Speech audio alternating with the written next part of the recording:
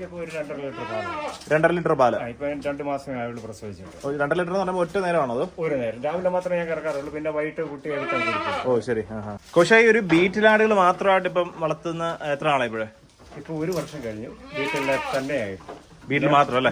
നേരത്തെ എത്ര ആടുകളുണ്ടായിരുന്നു? നേരത്തെ 67 ആടുണ്ടായിരുന്നു. 67 ഉണ്ടായിരുന്നു. ഏതൊക്കെ ബ്രീഡിൽപ്പെട്ട? അത് മലബാറി ഉണ്ടായിരുന്നു, യമുനേപ്പിയാരി ഉണ്ടായിരുന്നു. ഓക്കെ, അങ്ങനെ 67 ഉണ്ടായിരുന്നു. മിക്സ് ആയിട്ടുള്ള ബ്രീഡുകളായിരുന്നു.